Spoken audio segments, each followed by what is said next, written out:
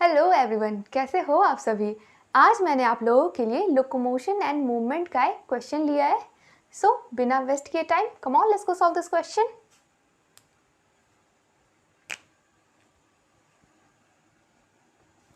Question number 148 आपसे ये बोल रहा है कि ये फिर से अगेन आपको असर्शन एंड रीजन दिया हुआ है।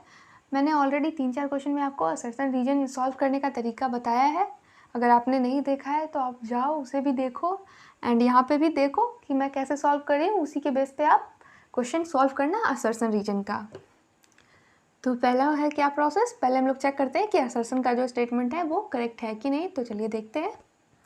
बोल रहा है असर्शन में आपको ये दे रखा है, osteoporosis is characterized by decreased bone mass and increased chances of fractures. Yes, osteo का मतलब ही होता है बोन। ऑस्टियो का क्या मतलब होता है, ये मैंने मार्क कर दिया है, बोन। तो अगर आप कोई भी चीज़ पढ़ते हो तो आपको पता होगा कि आपका जो मेन वर्ड ही है, जो नाम है उसका, जो आपका टाइटल है, उसी में सब कुछ छुपा रहता है। आपको कहीं जाने की ज़रूरत नहीं। जब मैं आपको बुक पढ़ाऊँगी तो उस समय आप देखोगे जो भी है ऑस्टियो से रिलेटेड है एंड कॉन्ड्रोसाइट से रिलेटेड है, आपका नाम में ही सब कुछ छुपा रहता है। टाइटल में ही आपको पूरा डिस्क्रिप्शन मिला हुआ रहता है। बस वो जो टाइटल है वो शॉर्ट फॉर्म है। तो चलिए देखते हैं। ऑस्टियोपोरोसिस यहाँ पे लिख रहा है। ऑस्टियो का मतलब होता है बोन। पोरोसिस का मतलब है जब वो भुरभुरा हो जाता है, ठीक है, तो उसको हम लोग पोरोसिस बोलते हैं। तो ऑस्टियोपोरोसिस यहाँ पे हो गया। Is characterized by decreased bone mass. तो आप समझ सकते हो जब वो बोन जो है वो भुरभुरा टाइप का हो जाएगा तो उसका क्या है, जो मास जो है वो डिक्रीज हो जाता है, इसलिए वो ऐसा होता है। तो उसका जो जब ऐसा होता है तो जो बोन का जो मास है वो डिक्रीज हो जाता है and increase chances of fractures. और फ्रैक्चर का जो चांसेस है, बोन्स में जो फ्रैक्चर आते हैं, पाँव में जो फ्रैक्चर आता है या कहीं का भी बोन हो, तो वो इंक्रीज़ हो जाता है। जस्ट लाइक मैं आपको एक एग्जांपल देती हूँ कि अगर सपोज दैट वुड है, कोई भी लकड़ी है, अगर उसमें टर्माइट लग जाता है तो टर्माइट क्या करता है, वो उस वुड को ख़राब कर देता है, उसमें पोर्स क्रिएट कर देता है। तो वो वुड क्या है, वो ब्रेक हो जाता है, इजीली ब्रेक हो जाता है।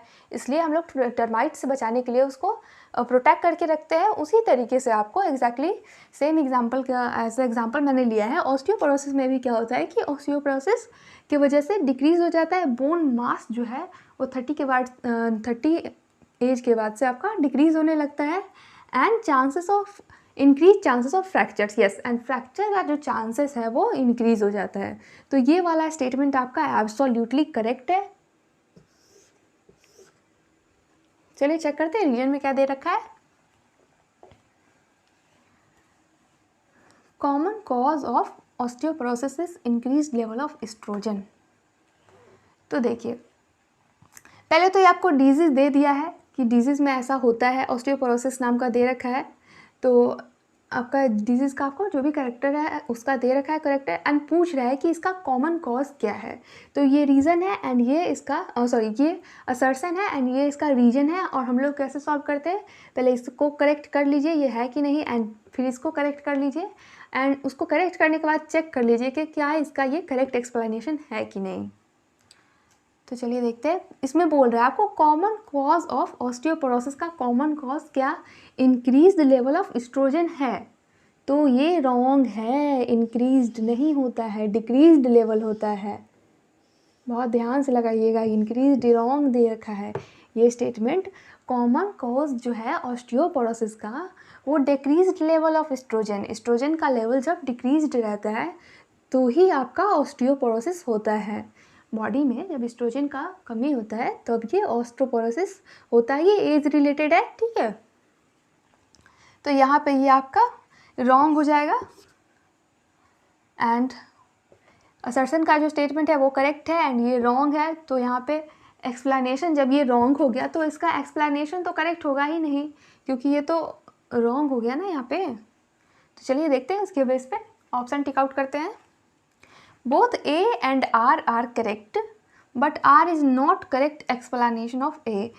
बोथ तो करेक्ट है ही नहीं एंड आर एक्सप्लेन भी नहीं कर रहा है करेक्टली। पहले तो ये दोनों करेक्ट बोल रहा है तो ये ऑलरेडी रॉन्ग हो जाएगा, दोनों करेक्ट है ही नहीं। A is correct but R is not correct. A is correct but R is not correct. Yes, ये वाला आपका करेक्ट ऑप्शन है। A is correct but R is correct, A is not correct दे रखा है, ये तो करेक्ट है, बट आर इज़ करेक्ट, ये वाला रॉन्ग है, तो ये वाला भी रॉन्ग हो जाएगा, थर्ड नंबर आपका रॉन्ग हो जाएगा। फोर्थ में दे रखा है both A and R correct, A both correct है ही नहीं, and R is the correct explanation of, ये वाला भी रॉन्ग हो जाएगा कि बोथ बोल रहा है करेक्ट है, बोथ करेक्ट है ही नहीं, और एक्सप्लेन तो ये करेगा ही नहीं, क्योंकि जब करेक्ट ही नहीं है तो एक्सप्लेन कैसे करेगा। तो यहाँ पे ये क्वेश्चन सॉल्व हो गया। मिलते हैं अगले क्वेश्चन में, तब तक के लिए बाय बाय।